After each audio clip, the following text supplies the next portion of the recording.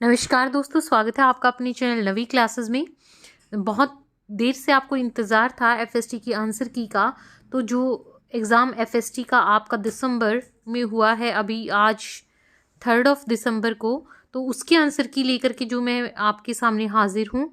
और आपको मैंने एक रिक्वेस्ट की थी कि आप तब तक मैसेज मत करना जब तक आपको आंसर की मैं प्रिपेयर हो जाएगी, तो मैं अपने आप ही जो है आपके लिए, मुझे भी जल्दी रहती है आंसर की लाने की। तो आपसे रिक्वेस्ट है कि ये फर्स्ट पार्ट मैं अपलोड कर रही हूँ और सेकंड पार्ट के लिए जल्दी ही आएगा, तो ट्यून रहना। तब तक आप मुझे व्हाट्सएप पर मैसेज मत करना। तो अभी शुरू करते हैं फर्स्ट क्वेश्चन से। जो क्वेश्चन ये ब्लैक पेन से मार्क दिख रहे हैं, ये जो भी कैंडिडेट जिन्होंने आंसर ये क्वेश्चन पेपर हमें शेयर किया था उनके आंसर्स हैं। मैं आपको साथ साथ जो है करेक्ट आंसर बताती चलूँगी। तो क्वेश्चन फर्स्ट है, paper by manufacture in India was introduce by. तो किसने इंट्रोड्यूस किया था ये आपको बताना था। तो चाइनीज जो थे उन्होंने पेपर मैन्युफैक्चरिंग जो है इंडिया में इंट्रोड्यूस की थी। तो फोर्थ जो है करेक्ट ऑप्शन इनका इसका होना था। Question number 2 is, according to Al Biruni greatest Indian contribution was in the use of. तो इसका जो करेक्ट आंसर है वो है option 1, decimal system. Archaeological excavations at Jawar in Rajasthan in India suggested that Indians know how to isolate। तो ये how to isolate zinc metal, zinc इसका जो है करेक्ट आंसर था। क्वेश्चन नंबर 4 है, printing technology in India was introduce by. तो printing technology किसने introduce की थी? पुर्तगालियों ने, पोर्टुगीज इसका करेक्ट आंसर होगा। काफ़ी क्वेश्चंस जो हैं बिल्कुल अब पिछले पेपर की कंपैरिजन में अब की बार और भी इजी क्वेश्चन पूछे गए हैं, क्योंकि छोटी छोटी स्टेटमेंट्स हैं और आपको इजीली जो है बुक में से आपने, जिसने बुक से प्रिपेयर किया है उसको भी इजी लगा होगा, और जिसने नोट्स से किया है, हमारे पीडीएफ नोट्स जिन्होंने लिए थे, तो वो तो देख ही सकते हैं कि आप जो है बहुत अच्छा आप स्कोर करेंगे, 80 अबव ही आएंगे जिसने थोड़ा सा भी अच्छे से पढ़ा है। Ship industry in India witnessed far reaching changes by imitating. तो इसका करेक्ट आंसर जो है फिफ्थ का वो है आपका ऑप्शन 2, यूरोपियन टेक्निक्स को इमिटेट करते हैं। Let's move to the next question. Which period in Europe is considered as middle age? तो मिडल एज जो पीरियड है वो आपका option 3, 10th century to 15th century जो है इसका करेक्ट आंसर है। इस पीरियड को मिडल एज कंसीडर किया जाता है यूरोप में। Windmills and water mills harness natural energy to obtain. तो इसका करेक्ट आंसर जो था वो है आपका, ये एनर्जी जो यूटिलाइज होती थी ये मैकेनिकल वर्क के लिए थी, मैकेनिकल टास्क के लिए। This is mechanical energy. 8th question देखें तो इंडिया की लार्जेस्ट इंडस्ट्री पूछी गई थी, बहुत इजी क्वेश्चन था। एग्रीकल्चर जो है, क्योंकि कृषि प्रधान देश है हमारा, तो एग्रीकल्चर जो है इंडिया की लार्जेस्ट इंडस्ट्री है। Circulation of blood in human body was discovered by, तो विलियम हार्वी जो है इन्होंने डिस्कवर किया था। 9th का फर्स्ट जो है करेक्ट है। बहुत सारे क्वेश्चन जो है बिल्कुल ही डायरेक्ट आए हुए हैं हमारी पीडीएफ से।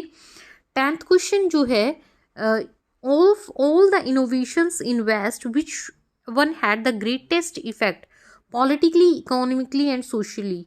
तो इसका करेक्ट आंसर जो है 10th का वो है ऑप्शन 2 आपका, गन पाउडर। हिंदी मीडियम के स्टूडेंट भी साथ साथ मैच करते रहना, ऑप्शंस तो आपके भी सेम ही है। 11th क्वेश्चन है, when was the time of industrial revolution in Europe. तो इंडस्ट्रियल रेवोल्यूशन यूरोप में कब आया था? 1762 1830 AD। Which scientist among the following had a major contribution to understand biological evolution. तो इसका बायोलॉजिकल इवोल्यूशन में जो सबसे ज़्यादा योगदान रहा है वो चार्ल्स डार्विन का रहा है। तो ऑप्शन 1 जो है करेक्ट है। क्रेस्कोग्राफ के इन्वेंटर का नाम पूछा हुआ था, तो जगदीश चंद्र बोस जो है, जेसी बोस, इसका करेक्ट आंसर आपका हो जाएगा। Next is, which one of the following is essential for pursuing science. तो साइंस को परस्यू करने के लिए सबसे एसेंशियल फीचर क्या होता है, क्या होना चाहिए? तो देखिए, साइंस में बहुत इंपॉर्टेंट रोल जो होता है वो ऑब्जर्वेशन एंड एक्सपेरिमेंट का होता है। ऑप्शन 2 करेक्ट है। Which one of the following is not the part of Indus valley civilization. तो आपका कश्मीर जो है 4 करेक्ट आंसर हो जाएगा, क्योंकि ये इंडस वैली सिविलाइजेशन का पार्ट नहीं है। बाकी तो आपने पढ़ा भी होगा नोट्स में कि ये सब जो है साइट्स हैं। Who proposed the model in which earth was the at the centre, कि किसने ये मॉडल बताया था कि अर्थ जो है सेंटर में लाई करती है और बाकी जो प्लैनेट्स हैं और इंक्लूडिंग सन भी वो रिवॉल्व करते हैं अर्थ के अराउंड। तो ये थे हमारे एस्ट्रोनॉमर टॉलेमी। तो फर्स्ट ऑप्शन इसका करेक्ट हो जाएगा आपका टॉलेमी। अर्थशास्त्र को किसने लिखा था? Arthashastra was written by Kautilya. Who succeeded in formulating permutation and combination known to us today during period of golden age of science। तो permutation और combination जो है ये किसने फॉर्मुलेट किया? जेन्स ने। CNS जो हमारा सेंट्रल नर्वस सिस्टम होता है, ये भी बहुत इजी क्वेश्चन है, ब्रेन एंड स्पाइनल कोड से वो बनता है, उसको मिला करके। Next is signal from nervous system to muscles and glands are conducted by, कि नर्वस सिस्टम से मसल्स को और ग्लैंड्स को जो सिग्नल भेजे जाते हैं वो उसमें किसका रोल रहता है? मोटर न्यूरॉन्स का। Learning which is complicated and involve thought process, देखिए जिसमें चिंतन भी हो तो वो आपकी कौन सी होती है?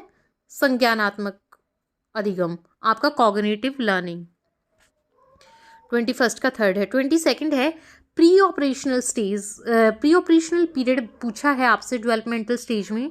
तो जीन पियाजे ने जो प्री ऑपरेशनल पीरियड बताया है वो 2 से 7 वर्ष है, जो कि आपका ऑपरेशनल पीरियड से, कॉन्क्रीट ऑपरेशनल पीरियड से पहले आता है, 2 to 7। Next is respiration. Respiration की जो क्रिया है इसको कौन कंट्रोल करता है? 23rd क्वेश्चन में ये पूछा गया था। तो ये हमारा जो है हिंड ब्रेन इसको कंट्रोल करता है। 24th क्वेश्चन है कि which hormone is released by thyroid, जो थायराइड ग्लैंड है वो थायरॉक्सिन हार्मोन रिलीज करती है। 4th करेक्ट होगा। अगर हम किसी की वी आर मेजरिंग IQ, तो उसका मतलब क्या है कि वी आर मेजरिंग व्हाट? तो इसका करेक्ट आंसर जो है 25th का वो है आपका 3, mental as. Study of the efficiency of a person in his working environment is called. तो इस स्टडी को हम क्या कहते हैं? ये मैं पहले भी डिस्कस कर चुकी हूँ आप लोगों के साथ। एर्गोनॉमिक्स इसको बोला जाता है, इसको ह्यूमन फैक्टर इंजीनियरिंग भी कहा जाता है और एर्गोनॉमिक्स भी कहा जाता है। तो पहले भी ये पेपर में आया है, तो उसमें ह्यूमन फैक्टर इंजीनियरिंग दिया था, अब की बार ये दे दिया इन्होंने। Next is the Panchsheel was the initiative of leaders of. तो 27th का जो है इसका आपका 5 कंट्रीज, तभी इसका नाम पंचशील पड़ा था। इसमें 5 कंट्रीज के लीडर्स थे, including India, China, Indonesia, Egypt and Yugoslavia. तो आगे बढ़ते हैं। Which one of the following is not a traditional media. तो इसमें से देखिए आपने पढ़ा है बुक में और वैसे भी ऑप्शन देख के गैस कर सकते थे। जात्रा, तमाशा, क्वाली जो है ये तो ट्रेडिशनल है, जो ट्रेडिशनल नहीं है वो क्या है? फिल्म्स। तो ऑप्शन 4 जो है आपका ये करेक्ट होगा। आगे बढ़ते हैं 29th की तरफ।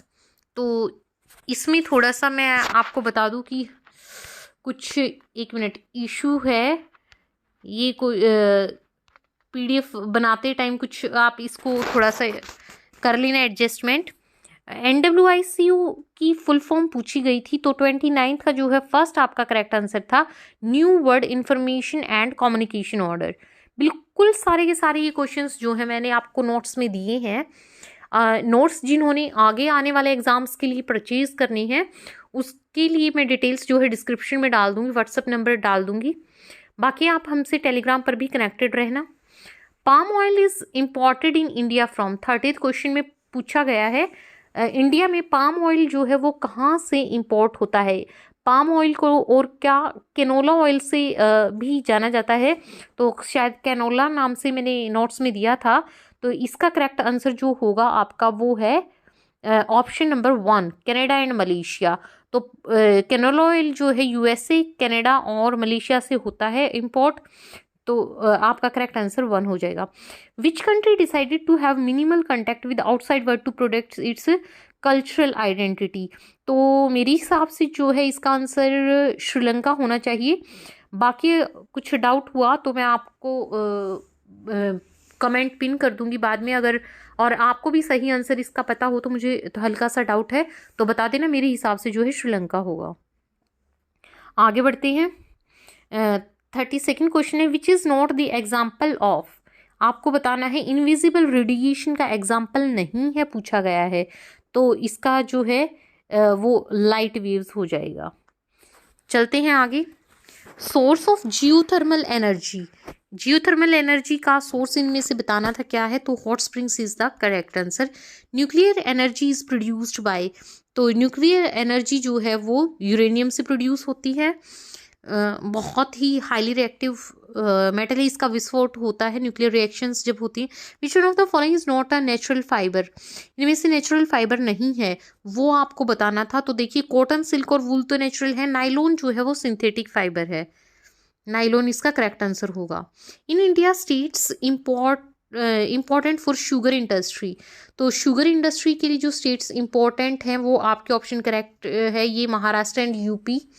तो महाराष्ट्र, यूपी जो है ये, और आंध्र प्रदेश, बिहार वगैरह, मतलब कुछ ये स्टेट्स हैं जो बहुत इम्पॉर्टेंट स्टेट्स हैं शुगर इंडस्ट्री के लिए।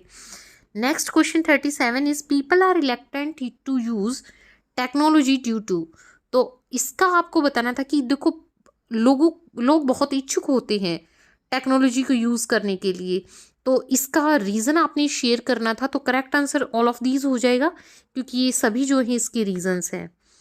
इन dash technology electric signals are transmitted on to glass fibre, तो कौन सी टेक्नोलॉजी है जिसमें, तो इसका फाइबर ऑप्टिक्स आपका करेक्ट आंसर होगा।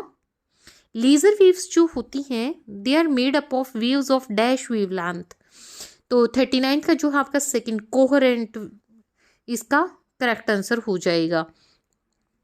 अगर कोई आंसर बाय चांस गलत भी हो जाता है तो मैं भी भगवान नहीं हूँ, कोई बात नहीं। आप अगर आपको सही आंसर पता है तो मुझे ज़रूर कमेंट कर देना, बाकी मैं अपनी तरफ से कोशिश करती हूँ कि 99.9% आपको बिल्कुल सही आंसर मैं आपको बताऊँ। 40th is endoscopes are often connected to, endoscopes जो होते हैं 40th का इसका करेक्ट आंसर है ऑप्शन 3, क्योंकि उनको हम कैमरा, टीवी वगैरह से जो है और मॉनिटर से हम कनेक्ट करते हैं। In July 1969 dash spacecraft carried crew to moon, तो कौन सा स्पेस क्राफ्ट था उसका नाम आपको बताना था, तो it was Apollo. Next is atomic bombs dropped by America on Nagasaki and Hiroshima, उनका क्या नाम था, तो ये भी बहुत इजी क्वेश्चन था, little boy and fat man, क्योंकि हिरोशिमा और नागासाकी पे जो बॉम्ब गिरे थे इनकी जो है मतलब हिस्ट्री में ये बहुत ही एक दुखद घटना थी, और जिसका विवरण जो है बहुत आपने इतिहास में बहुत पढ़ा होगा, बहुत इंपॉर्टेंट क्वेश्चन ये बनता है, कई बार एग्जाम्स में आता है।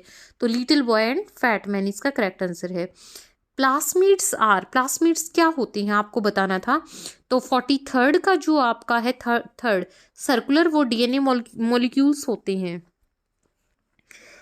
और जिन्होंने भी पीडीएफ ली थी अपना एक्सपीरियंस ज़रूर शेयर कीजिएगा, क्योंकि कुछ तो ऐसे भी लोग थे जिन्होंने आज ही एग्ज़ाम था मॉर्निंग शिफ्ट में और आज ही मॉर्निंग में पीडीएफ ली थी, तो ऐसे भी महानुभव हैं, हो सकता है वो लेट हमारे चैनल तक पहुँचे, लेकिन फिर भी मतलब होप कि आप सब लोग जो है पास हों, अच्छे मार्क्स के साथ पास हों। बाकी अगर आपने पीडीएफ नोट्स वगैरह लेने होते हैं तो आप टाइमली ले लिया करो, ताकि आपको प्रिपरेशन के लिए टाइम मिल जाए। 44th is complex electronic circuit and magnetic devices makes up computer dash, तो देखिए मैग्नेटिक डिवाइसेस और जो इलेक्ट्रॉनिक सर्किट हैं ये सब मिलकर के क्या बनाते हैं, किसके कंपोनेंट हैं ये, तो हार्डवेयर के कंपोनेंट हैं ये, hardware is the correct answer. 45th question जो है टोमाहॉक क्रूज मिसाइल, ये किसका एक एग्जाम्पल है वो आपको बताना था, तो ये सीइंग रोबोट्स का एक एग्जाम्पल है। Which one of the following is incorrect, देखिए यहीं पर जो है पेपर में आपको उलझा देते हैं, आपको करेक्ट नहीं पूछते, आपसे इनकरेक्ट पूछ लेते हैं। तो 4 ऑप्शन आपको दिए गए थे, रोबोट्स जो हैं इनसेंसिटिव होते हैं हीट के रोबोट्स, वैक्यूम में वॉक नहीं कर सकते। रोबोट्स जो हैं they can do jobs requiring strength. Robots are prone to simple but costly errors. तो इसका करेक्ट आंसर जो हो जाएगा they are insensitive to heat. ये इनकरेक्ट स्टेटमेंट है आपकी, तो यही जो है आपका करेक्ट आंसर बनेगी। Neurotransmitter is a chemical that carries message. 47 का सेकंड जो है करेक्ट आंसर है। 48 is which one of the following is a factor while planning large dam. देखिए डैम्स बनती हैं तो बहुत सारी चीज़ें देखी जाती हैं। कैपेसिटी ऑफ तो डैम की कैपेसिटी तो ज़रूर देखी जाएगी। दूसरा इन्वायरमेंट पे इफ़ेक्ट क्या रहेगा वो भी, कितने लोग उससे बेघर होंगे, कितने लोग वहाँ से डिस्प्लेस हो जाएंगे वो भी। तो development of transport should be it's correct answer, option 4। Who drafted policy resolution in 1958। तो 49 का जो है वो पंडित नेहरू आपका जो है करेक्ट आंसर हो जाएगा। 50th क्वेश्चन की तरफ बढ़ते हैं। When did United Nations declare new international economic order resolution. तो ईयर आपसे पूछा गया था, तो इसका करेक्ट आंसर जो है आपका वो है ऑप्शन नंबर 4, 1974। अगले जो 50 क्वेश्चन है उनके आंसर्स भी मैं जल्दी लेकर के आऊँगी, तब तक आप मुझे मैसेज नहीं करिएगा बार बार। बिल्कुल जल्दी ही, थोड़ी सी देर में आपको मिल जाएगी वो आंसर की भी। तब तक के लिए स्टे ट्यून्ड एंड अपने दोस्तों के साथ जल्दी से शेयर कर दो भाई आंसर की, ताकि सभी जो है अपने आंसर्स मैच कर सकें और अपना सही स्कोर पता कर सकें। और आपने चैनल को सब्सक्राइब नहीं किया है तो हमारी मेहनत के लिए आप ऐसा मत किया करो, चैनल को सब्सक्राइब कर दो। आप हमारी मेहनत को वेस्ट न जाने दो। चैनल को सब्सक्राइब भी करो, दूसरों से भी करवाओ और वीडियो को शेयर कर दो। Thanks for watching this video.